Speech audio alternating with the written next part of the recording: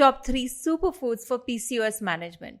Now, when diagnosed with a disease, when you just go to the doctor and you get your reports and you see that you have PCOS or thyroid or diabetes, you start grasping onto these superfoods. You look at that one individual food, one individual ingredient that can fix your disease. And oftentimes, it's not. It's a change in your lifestyle. It's a change in the way you view nutrition. It's the change in the way you shop. It's the change in the way your fridge looks. Everything has to change. But are there any superfoods that can fast forward the process of healing? There certainly are. That's what herbs and spices are used for. Let's discuss 3 specific superfoods that can fast forward your healing when it comes to managing PCOS symptoms.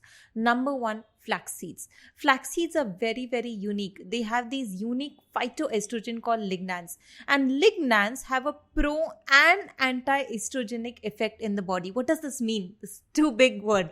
Estrogen. Estrogen is basically the female sex hormone. You need enough production of estrogen to get your menstrual cycle and other functions of the body like strengthening your bones. If you don't have enough estrogen, you're going to see the effects of it. If you have too much estrogen, you also see the effects of it.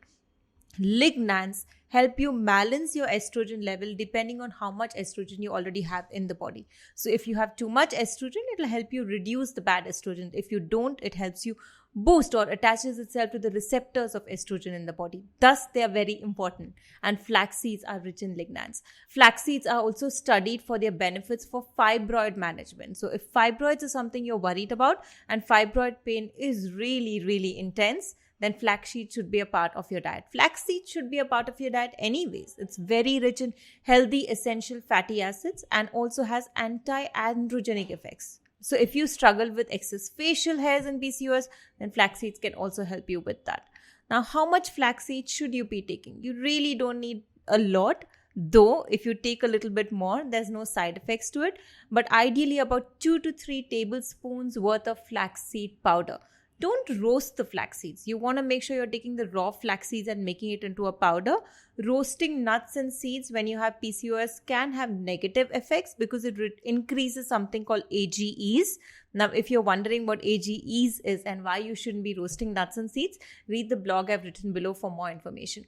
But 2 to 3 tablespoons of flaxseed powder added to your diet on a daily basis can make a huge impact. Number 2, chasteberry tea or Vitex. Now, this is one more name that keeps popping up when it comes to PCOS management and with reason. Chasteberry tea helps you maintain a better progesterone to estrogen ratio in the body. If you have too much of estrogen, it helps you reduce that and basically increase the progesterone level in the body. They have been studied for having a lot of benefits even for PMS symptom management. If you struggle with excess pain during PMS, then chasteberry tea can help you with that. Again, you don't need a lot, just one chasteberry tea per day is more than enough.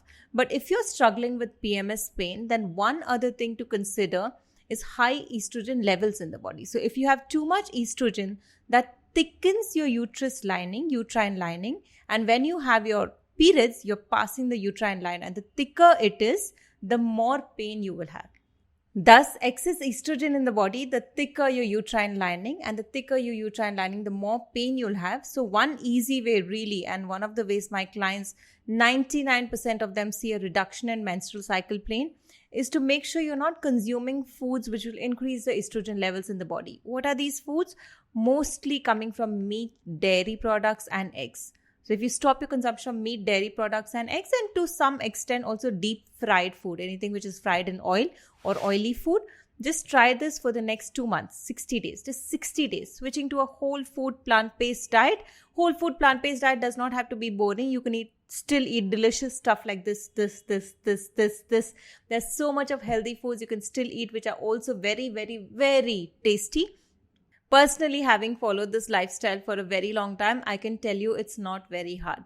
But just switching to a whole food plant-based diet, you start noticing that your menstrual cycle pain comes down. No one should be struggling with menstrual cycle pain. It's the worst pain to have gone through. No one should be going through it.